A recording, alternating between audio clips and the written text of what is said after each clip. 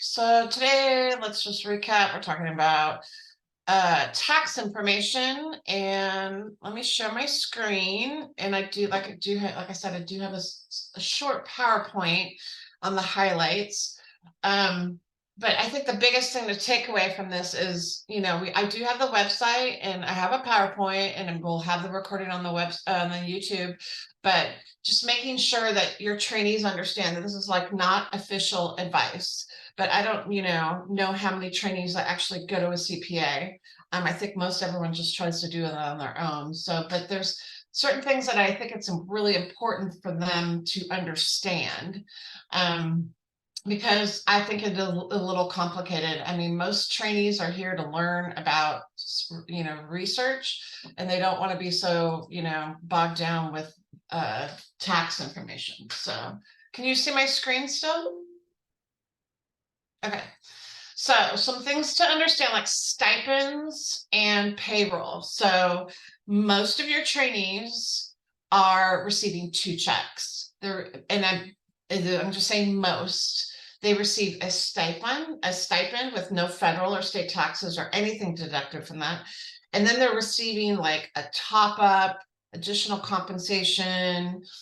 I don't know, exactly what you call it, but the verbiage changes. But basically, you have a chunk of money that needs to be paid on top of their stipend to get them up to the total compensation package, right? That usually comes out of payroll or UC Path, and that is off of, another type of fund source that can be taxed. So they usually have these two paychecks, you could say. So the stipend, again, has no federal taxes taken out. But the trainee, if they do have this second check, then that will have taxes taken out. So basically, you're receiving 1 check with no taxes, which is your stipend, right? You're not subject to any of these other withholdings. But then if you also think about it, right, if they have no withholdings from their stipends, they don't receive a W-2 for the stipend portion, right?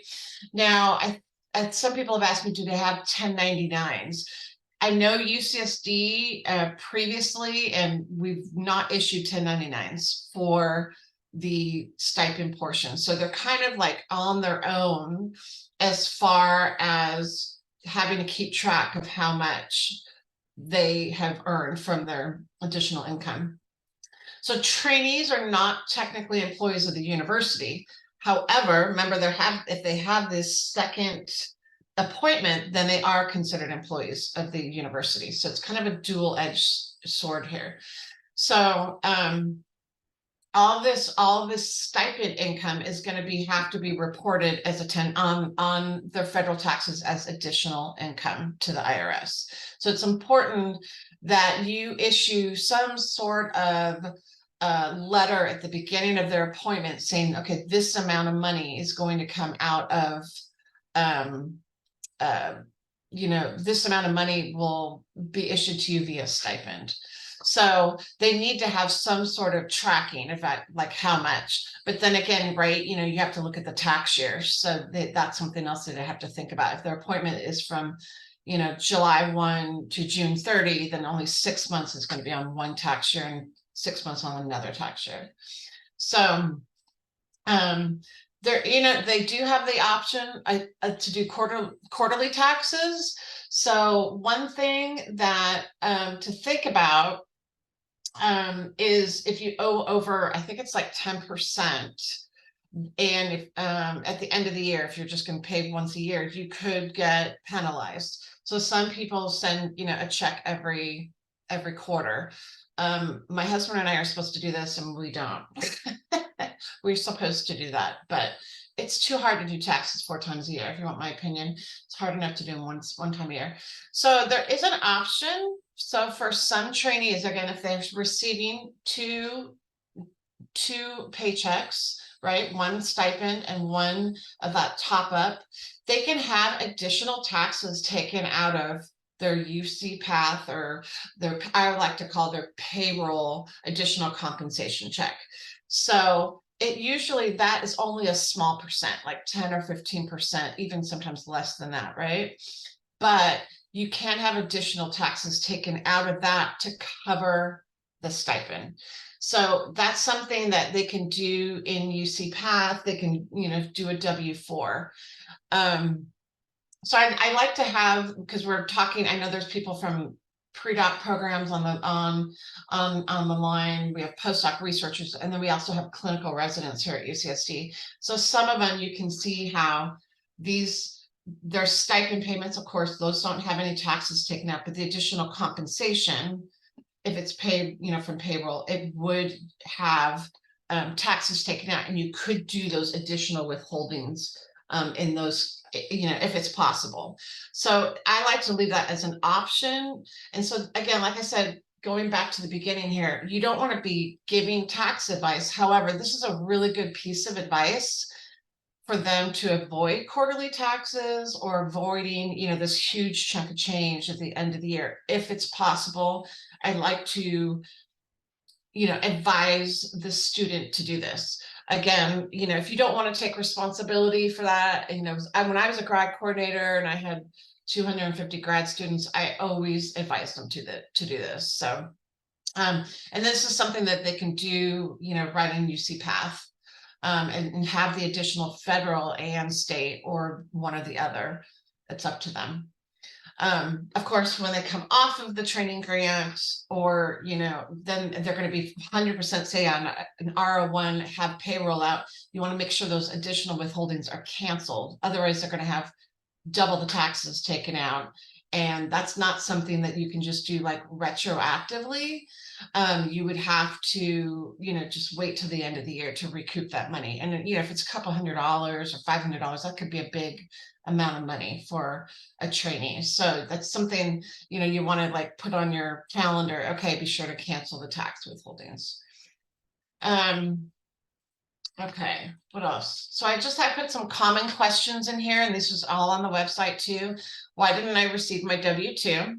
So remember, there is no W-2 for a stipend. There will be a W-2 for their additional compensation, which would be, that could be $5,000 or $10,000, but they made, 60,000. So that other part is, there's not going to be a 1099. It's basically, they're going to have to, be given some sort of postdoc letter or appointment letter at the beginning of their appointment saying you're going to make this amount of money on the training grant. And, then they're going to have to figure out what was in this tax year. And that is basically, their W-2, quote unquote. So again, that, like I just said, you're going to be referring to that trainee appointment letter. That's why it's going to be really important to offer them to give your trainee something, or they're going to be coming to you with questions. So I received my W-2, but it doesn't entire list my entire income. Remember, so you just have to remember there's two separate avenues here. There's the additional compensation, which will be on the W-2, but the stipends are just like an appointment letter, if that makes sense. They kind of have to combine the two parts of information. So I don't really have anything else, I think, besides on that, as far as slides, and I just wanted to kind of open it up for questions. I see there's a question from Cherry. What kind of report do you provide the trainee fellows if they reached out at the end of the year? So, there's a couple ways you could do that. I would probably, if they're just asking for stipend amounts, I would just go into X-Train, look them up and see how much they were, how much their stipend was in how much they were appointed at or whatever. You can kind of give them that information. I don't get too specific. I would say, maybe just in an email and say, okay, you received this amount total from the training grant. And then if they can break it down themselves based on the tax year, right? So it's kind of up to you on that. Mm-hmm. Because sometimes they don't pay the correct amount, even if we look at the statement of appointment, it would give yeah, for that particular what's that situation, we usually print out, like if they are paid from the stipend, there's a copy of the vouchers, that relates to the stipend payments, because it has that amount for each month. So they can just add those up, and that would be the stipend payments they can report. Yeah, they could do it, they could look at it that way, just look at their bank account or whatever and see how much the stipends. I mean, there's different ways you can look at it. They just have to kind of know, like, kind of have to steer them, okay, this is what you're looking for, right? Because some of them are really bad in tracking, what You they know what? receive. I can't say that I blame them. You know what I mean? They're here to do research. They are not here to become a tax, a CPA. I, I'm doing a termination for 3 years, and it shows that the trainee was underpaid for 15,000 something for the first year. It's just bad that I was not able to do the closeout for the annual thing, because we're like kind of behind. Yeah, But like, I'm doing it now, and I said, oh my, she's underpaid for like 13,000 to 15,000 for the yeah, first year. And yeah, that causes a lot of problem, right? Because yeah. NIH is asking, oh, the termination notice needs to be submitted. But Mhm, like, I'm waiting for the department to do the cost transfer. mhm. And, Yeah, and Sherry, you're speaking to the right crowd because we all can sympathize with that. And then when you have to do a retro with the pay and after the tax year, it's I'm gonna start cursing. Sorry. Yeah, it's a mess. It's a total yeah. and utter mess. Mm-hmm. Yeah, Yeah. totally get it. Did anybody else have any questions? Eric, I see you're on the line and I owe you an email from something else and I haven't gotten back to you. I'm sorry. Yes, that's okay. I was curious because you said that UCSD doesn't issue 1099s, but I know that Berkeley issues Oh, interesting. Okay. through a third party. It's a third party service that actually Oh, okay. issues a 1099. And I'm hesitant to say this, but I think we're required to issue a 1099 when you're providing numeration to someone through the university. Yeah, So, I mean, we've I know never that we done do it. that. I don't know if every campus I mean, is, that's interesting. I know we do it for, like subcontractors and stuff, but as far as trainees, I have to look it up and see if they've changed the policy, but I don't think they have. So that's an you know, interesting nuance between the campuses. campuses. Yeah. I know that our students can go into their student portal and log Mhm. into a tax service to obtain their 1099. Oh, interesting. Maybe you guys are more advanced up there. I don't know A about bunch of that. like Southern California flip-flop people, we don't know. Granola, eating granola. I don't know. Huh, Yeah. interesting. I haven't heard that it was a mandatory, but that's interesting. Yeah. Years So, ago, I had a student who actually came and sat at my desk with this 1099 and he wanted me to figure out how we got to the numbers. oh, And yeah. I actually did it one year and then I forgot how I did it. So I don't remember anymore. Yeah, I mean, because I think I was telling you, I used to be a grad coordinator for like 7 years, and you get the same questions every year, right? And so, yeah, trying to figure out how you came up to the numbers and stuff. It's just important for them to just get the basic understanding. I mean, I had some trainees that were like, "Oh, this isn't being reported to the IRS." I'm like, "No, it's you have to do it as additional income." So they don't know about it. I'm like, well, technically not yet. He just never reported. And I'm like, that's your business. I mean, if that's what you wish to do, that's fine. But you've been advised that you do owe taxes on this, but whatever you do in your own time is your issue. Yeah, I think another source of they can use to find out the source or the amount is the statement of appointment form, Yeah, because that does list the amount of the stipend on it. yeah, and see, we have every program is different here, so they each do their own statement of appointment form. Now, I shouldn't say that. Kelly, does GEPA still give out a statement of appointment or appointment letter from GEPA I or pre-docs? for pre-docs, not that I know of. Okay, they used to, and I have a feeling, um, yeah, they used to. So Irene has me put on their what I call their welcome letter. She calls it a notice of proposed appointment. yeah, that's good. Yeah. So yeah, so I think that's pretty much. But I know sometimes things fall through the cracks, and we have admin turnover, and maybe the trainee doesn't get that letter for whatever reason. So, but yeah, that's a great thing to refer them to.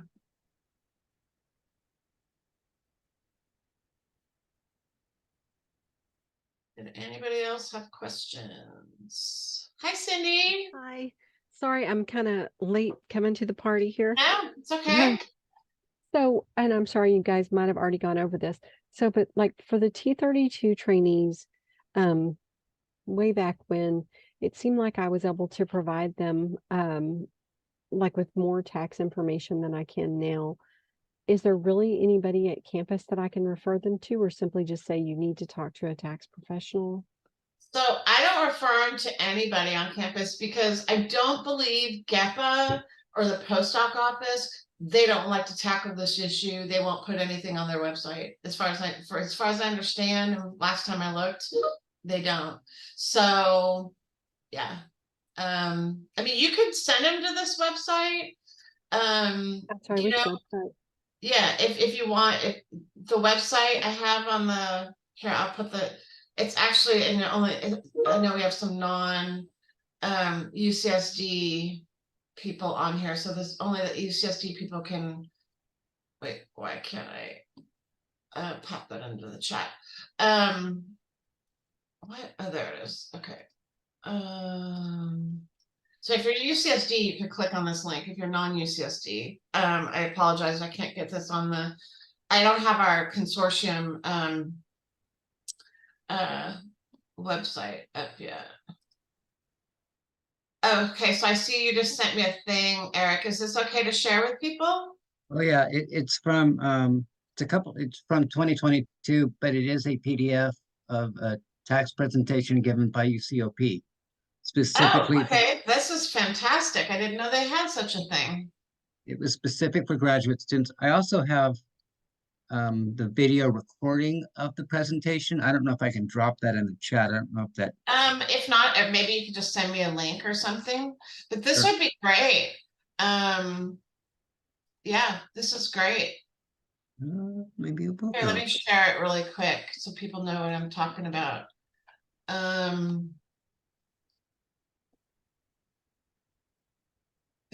Can you see my screen?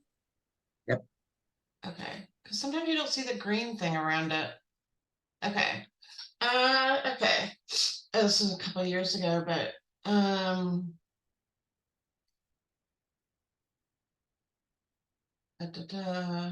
okay.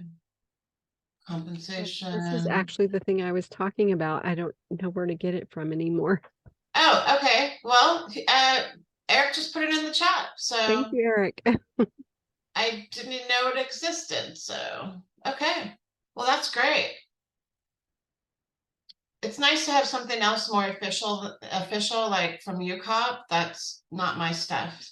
I always feel like one of these days I'm gonna get in big trouble for something that I'm doing wrong. It looks like the video's coming through too. Oh, okay. Yeah, yeah, it did. So what I do is I keep these documents on my Google Drive, and then when a student has questions and I really don't know how to answer the questions, I say, well, here's a presentation you can look at. Maybe it'll answer your questions for you. Okay. Oh, perfect. Okay, that's great. This is awesome. Okay, well, if nobody has more tax questions, Alex has a question. Alex, you want do you wanna Hi. Yeah, I can share a little bit more. Yeah. So I don't really handle the budget at all for our T32. Mhm. That is not one of my areas of expertise. Mhm. And so I had asked for support from our department contract and grant specialist to help with the RPPR budget section. And I think there had been a past office hours on this that I wasn't able to make. So I apologize if this is redundant. It's But if okay. anybody can provide any resources, information, because it looks like pretty much everything is needed to input. And my grants person on campus, she's not really sure what they're asking for too much. And so, yeah. Okay, so let me, I want to make sure I'm understanding. So you have an RPPR and you need to do the budget for the RPPR. Yeah, we submitted it back in November with the annual deadline, and now we're getting this feedback in spring that we need to provide this additional budget information.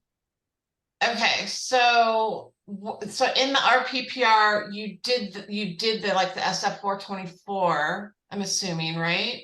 And they're just asking, are they asking for like additional information about tuition costs or? I think like just the I'm looking at this image and I'll try and upload it if I can, but it's just the PHS 398 training budget is blank, they're saying. Oh, okay. Okay. So let me see if I can pull up a blank RPPR, or I do have, you're right, I do have a PowerPoint on this. But it might be easier just to kind of go through the modules sometimes when you do a live demo. Yeah. So let's see here. Is yours an you said NIGMS? Okay, yeah, those are all due like November 15th, right? Every year. Every year, yeah, it's like doesn't matter when it starts, it's never it's okay. So let's see.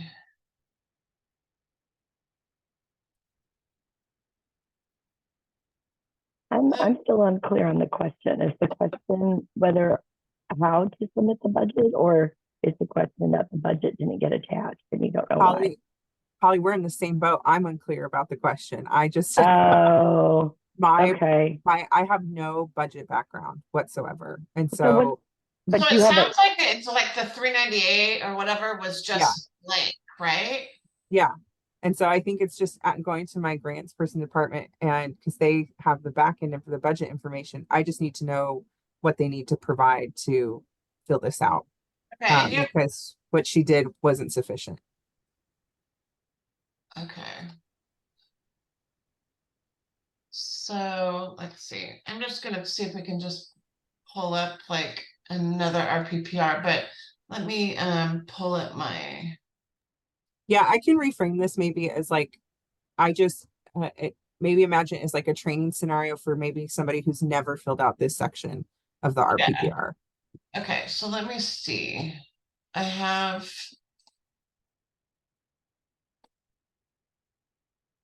So I'm trying to do 12 things at one time. Okay. So this is what I had in my PowerPoint. Basically you're going to go into this section of the RPPR module and then do the 398T. So, and you said you have pre-docs or post-docs? Pre-docs. Pre-docs, okay.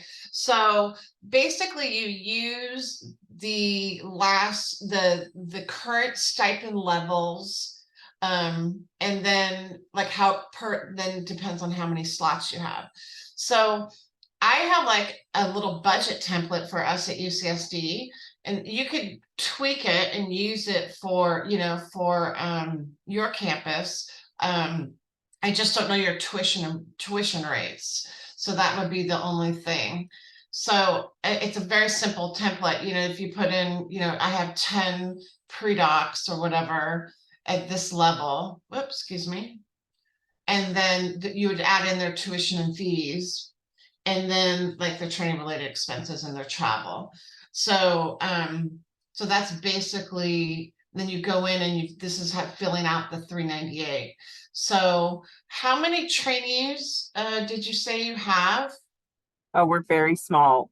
We have 6 funded trainees through the NIGMS. Okay, so we can kind of do a basic budget. Let me find a budget template here.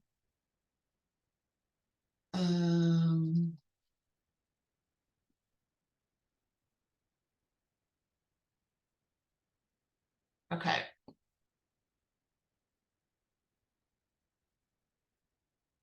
Oh, my little computer is just running so slow today. Okay. Oh, you wanted the RPPR one, didn't you? Oh, you're showing the whole shebang. Oh, yeah, you're right.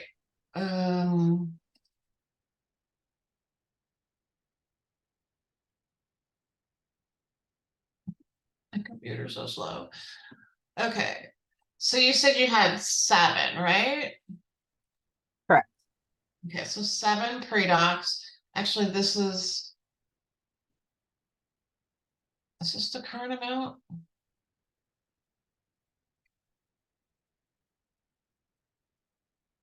I have to look. No, it's 27,144. 27, that's what I thought. 27,144. Okay. And then the travel, this is NIGMS. So what do they have? Do you know, anybody know offhand with how much do you do for travel? Isn't it $300? Thought so. Is that so ridiculously cheap though? And then the TRE, didn't it go up to 45.50? Probably. Yeah, I think I pulled up, fortunately, I think I pulled up an old and they haven't come out for 2024 yet, unless I'm crazy, right? No, I just checked yesterday. Yeah, I keep checking. I have a feeling maybe they're not gonna go up this year. What are Oh, we at? 4,550. That's right. 4,550. Okay. And Alex, remind me, what campus are you at? UC Davis. UC Davis?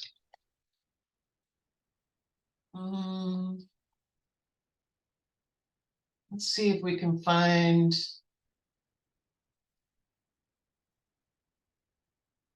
Okay, so.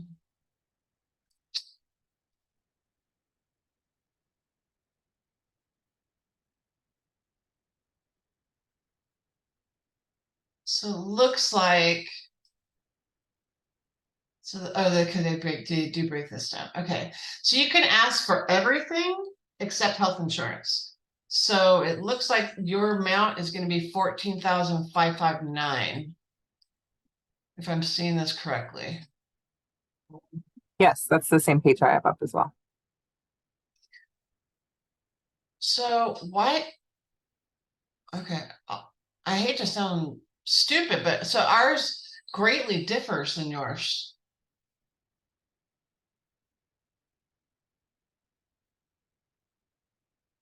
Huh. I thought the UC schools were all kind of about the same amount, but they're not.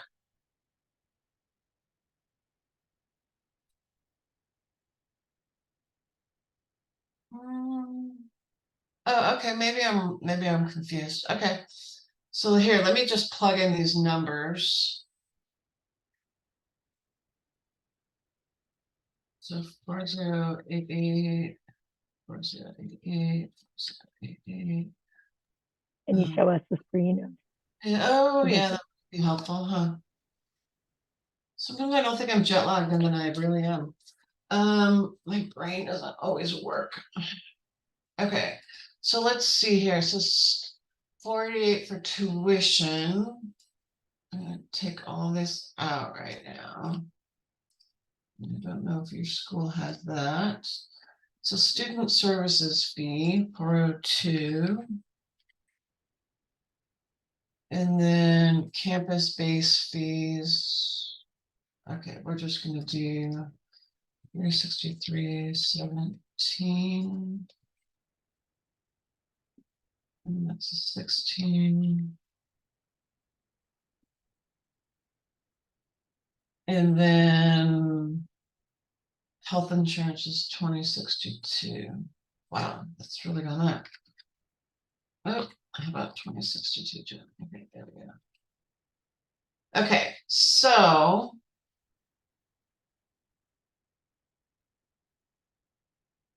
oh, then that's right.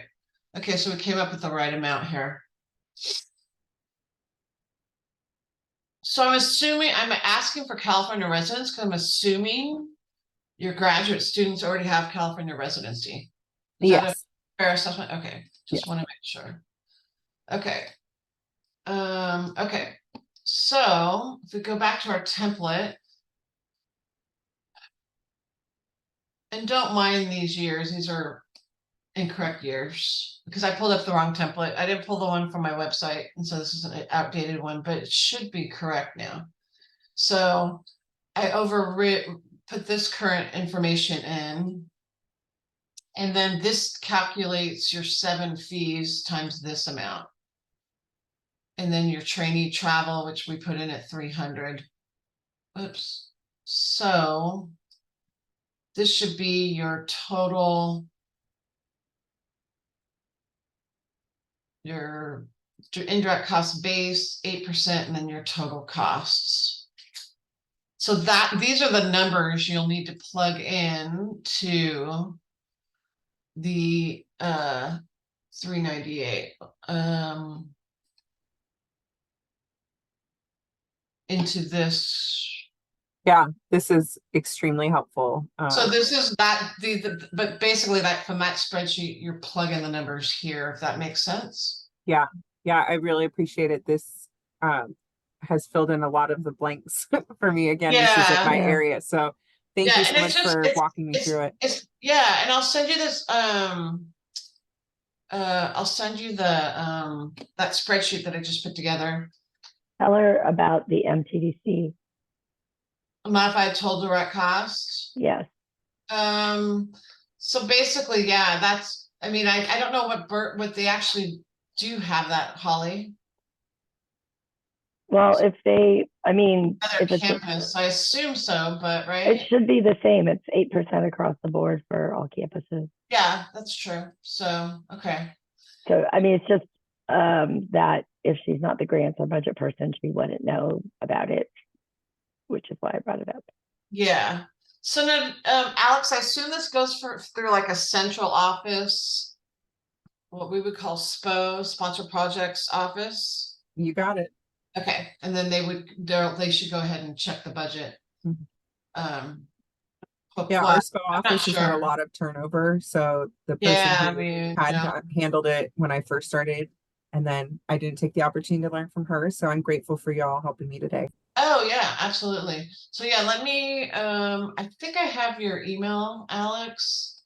And I'm gonna send you that PowerPoint. Or actually I can put it in let me put it in the chat.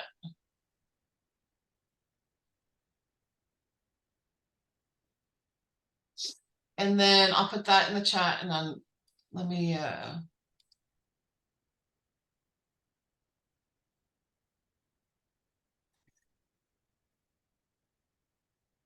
my computer so slow. Chat. Oh, perfect. Okay, does your foreign fellows receive a different tax form? So there are no foreign fellows on a training grant.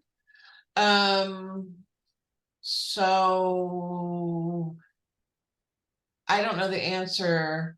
Oh, okay. That must I be mean, there are foreign fellows on the campus, but I don't know exactly since I haven't dealt with a foreign fellow in years, so I don't know exactly what that process is. Sorry about that, it's, Cherry. it's okay. That might be fellowships only, not under training grant.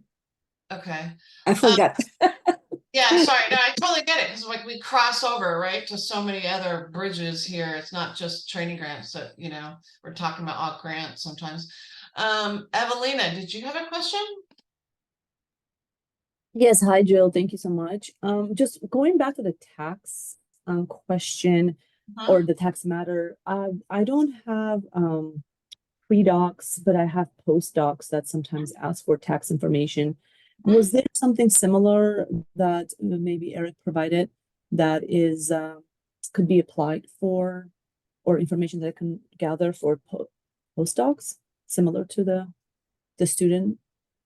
So the information that I gave out in the PowerPoint, just the PowerPoint I did at the beginning, that applies for pre-docs and post-docs, basically. They all have, and clinical residents, they all have usually 2 paychecks. Right. One, the stipend with no taxes taken out, and then usually an additional compensation with taxes taken out.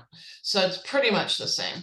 I can post that, I'm Yeah. gonna post it on the website too, but here's the presentation for that as well in there. And then I know you guys you're UCSF, I think. So Yes. unfortunately, I can't give you guys access to our internal website. I'm trying to launch a website for the consortium, and I've had all sorts of issues, access issues. So we're still working on that, because then I'd like to have this on a website where we can all the campus can access it. Yes, absolutely. Things are just becoming, when Holly and I started the consortium, like, we're just realizing there's so many more layers of bureaucracy at UC campuses. It's unbelievable. So Yeah. And I had one other question, totally unrelated to taxes. And I know there was a video about publications specifically. I have not reviewed that yet. And if what I'm going to ask is in there, please let me know. But I'm having a hard time figuring out how to link publications for our T32 grant that will ultimately show up in our RPPR, which is due in April. And so then I'll find out there's a caveat where I have 2 ways of ability to log into my NCBI website. One of them is through an ERA common account, and the other one is through just my UCSF email.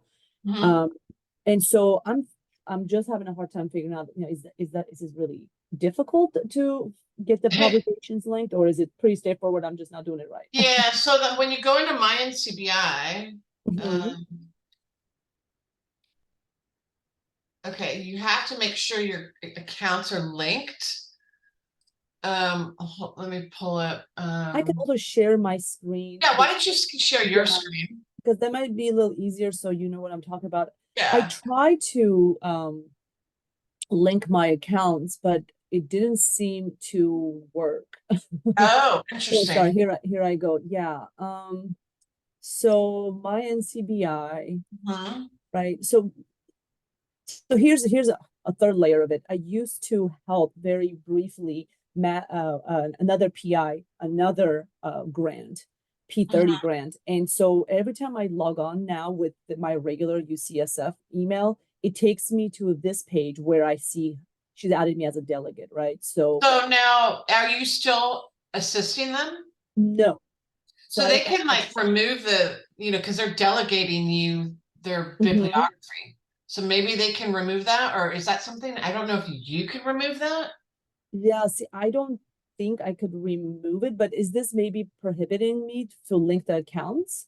Well, now does the new PI, have they given you delegated? Not yet. Yeah, they should be able to both give you delegation to it. But you need, once they give you delegation, then they're the new PI, then it should be listed here. Should show up. And so, I mean, these are the 2 new publications that for my current T32, and I don't even have the options to link this to the T32. Yeah, because they haven't given you delegation yet. Understood. Okay, so that's that portion. And then I knew that, okay, under account settings, I try to link my account, my ERA Commons account, and then this one. And I got stumped here because this looks like it's for third party. Yeah, so you're linking. Yeah, so you should be able to add account. So when I add an account, it shows up, it's all of these other places that I don't even know what they are, like different Yeah, they institutions. just list everything, but yeah, I thought if you type in your ERA comments, because I have my ERA Oh, comments linked. so you have your ERA Commons linked? That's what mine's linked with. Okay, so when you go into your profile, you see like two different things. Yeah, actually, I link my linked accounts are, I do my Orchid, I have that linked, and then I have my ERA comments linked. Okay, so you did it through this I did it through option. that. Yeah. Okay, so once I figure out what my ERA Commons is, because so what I even did was try to figure out, like, so there's two ways of signing on, right? There's this UC way, and then there is this ERA Yeah, Commons so way. yeah, I use my ERA Commons login. As long as that's linked, you should be able to do that. Uh, But it's not linked yet, right? It's not linked yet, so that now I need to know what that account is. So you're saying that so first thing is the new PI has to be able to add. Okay, I so see there's two things going on here, from what I understand, and somebody on the Yeah. phone can correct me. You, first of all, you need to link your oh, you do have your ERA comments. I'm sorry, I didn't realize that is your ERA comments. Okay, so that is linked. Okay, then your PI will need to give you delegation, or you could scroll down. Yeah, I don't think you can delegate. I think they have to delegate, right? Yeah. Because it says here, if you guys actually click on add delegate, yeah, I don't think you can add them. Isn't that right? Your delegate will click a link into the email to activate the process. That's right. It's like a umbrella down kind of Yeah, so situation. they need to log into their account, Right, right. and they Yeah, I need already to told them. delegate you. Yeah. Okay, that's Um, what I thought, but because I thought it was slightly different than the ERA Commons delegation system. So then once they add me as delegate and once I have my accounts linked, I should be able to add any publications. Should be able to, yeah. And then it goes automatically, that populates automatically to the RPPR.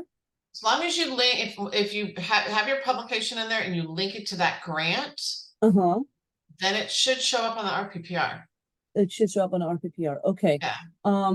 So, and then one other part of this publications, if we're not able, I don't know if you guys do this, but I generally have PM IDs for publications, but apparently there's also, I have others that provided me with DOI numbers, and I can't seem to be able to link them. Is that something you ever encounter? Yeah, DOI numbers, you don't link DOI numbers, because you're dealing with the public access policy and NIH, they want really, the sought after number is the PMC ID. PMC ID.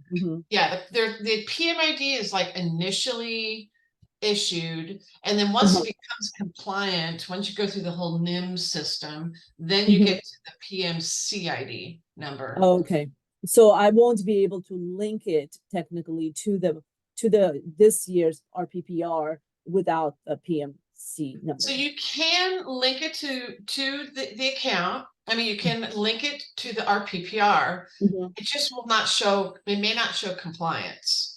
So if it doesn't have that PMC ID, no, it's not going to be compliant. But you can still submit it and then bring it into compliance later afterwards. Okay. And you have a video on publications and linking, I believe, right? So I have a video, and I just dropped the oh, sweet, the RPPR in there. Let me get you the link to the my NCBI. Where did I have that? Oh, here we go. And here's the YouTube video for that. Thanks, oh, you know what? Oh wait, I did redo this one, I think. So this was the one like when my internet went off right in the middle of it, I think. But then I redid the video. Okay, they should have some way more of like how we link and everything and all the steps. Okay. Yeah. Thank you so much. Yeah, I know it's kind of and the whole my NCBI thing is just, It's goofiness, if you want my opinion, Yeah, but yeah, I mean, this entire thing is goofy to me. yeah, I, it's like to me, it's like the oddest thing about our PPRs and why they are just, they make it so complicated. I don't know. To me, it's complicated. right, But it's just unnecessarily complicated. So thank you so much. I really yeah. appreciate it. Yeah, and let me know. Didn't we meet a month or so ago? We did. You were so Yeah, and I kind mean, to. I didn't follow up. And is everything else going okay? Yeah, I'm just plugging along, trying to make sense of all the things. But so far, it's okay. I just don't want to bother you too much, so I. No, and you know I- what? Don't feel that way, because this is what the consortium's for. Like, if you have a question, put it out there. You know what I mean? Send it to Yeah. the group, because we're here to help each other. You know, it doesn't make sense for us to be like siloed and floundering all alone. You know what I mean? Yeah, that's so true. It just doesn't, you know, and there's no, you know, someone once told me, like, it's a sign of strength when you ask for help. You know, Yes. it's when you sit there and go, oh, I'm too afraid to ask. It's like, no, if you have the courage to ask someone, to me, that's a sign of strength. Oh, thank So, you. you know, Thank so you so that's much. the way I view it anyway. So, so yeah, so let me know if you need anything else with that. Yeah, I'll see how far I get with this publication thing. If I get too stumped, I may just drop you an email. You've been so Yeah, kind absolutely. with that. Yeah, So yeah, absolutely. I'll just stick around and hear what others I sort of learn from people's questions. So thanks again, Jill, so Oh, much. it's my And also pleasure. Holly, I see you guys are a team helping out. Yeah, you know what, it is, yeah, it's, we work as a team. Yeah, definitely. We It's gotta have incredible. each other's backs, right? Thank you. Yes. Okay, so it's 12:55. So anybody else have any other questions at this time? Eric has a really cute little dog here that I would like to discuss his name. His name is Frank. Oh, hey Frank, you're very cute. Very, he's very much his own. He's a pandemic dog I rescued from a shelter in LA 3 years ago, 3.5 years ago. Quite Oh. feisty. Oh, he's cute. We have 3 dogs. Thanks. One of them's a pandemic dog, and he is like, well, when I work from home, like, he's always used to having someone at home. Like, if we go out and leave the house, like, he's an escape artist. He just wants to join us. And it's like, he has major anxiety, like, when we leave the house. Same here. Yeah, it's interesting. So, Thank you again, everybody. I've okay, got to so, and jump off Alex, on. I will send you that spreadsheet in just a second. Thank you so much. So, anything else from anybody else? Holly's giving me the thumbs up. Holly, do you have a cold again? It is a long story, Jill. You've been I'm gone a long sorry. time. It is not a cold. It is the tail end of a really nasty asthma attack. So I feel still? fine. Yes. So I feel fine. My voice is half back, and I actually learned a lot this time around. So hopefully I'm so we will not go through sorry. this again. Yeah. Oh, No worries. okay. Well, yeah, we got to get you better.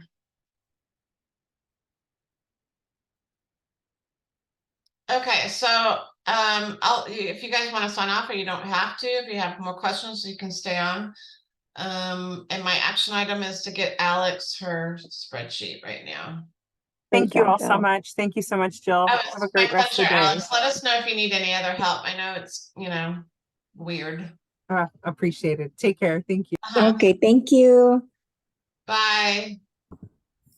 Hey Jill, Hi, I do Sharon. have a question regarding the justification Mhm. submitted for a revised FER. Okay. So I have the information now, so I'm gonna email you Okay.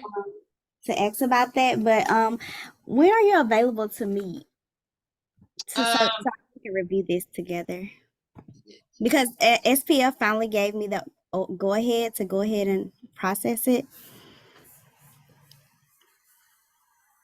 Oh, okay. Can we meet tomorrow? Oh, yes, that'd be great. Um,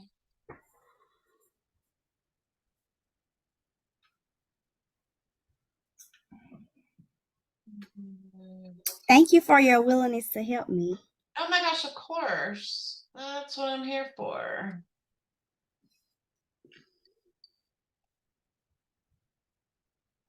It's weird when people like from other whatever campuses are asking me questions. I'm like, I don't know what your campus does. Yeah, different Like, rates. I don't know. Uh, okay, so we do have the same amounts, right? They do. Okay, 343, 781.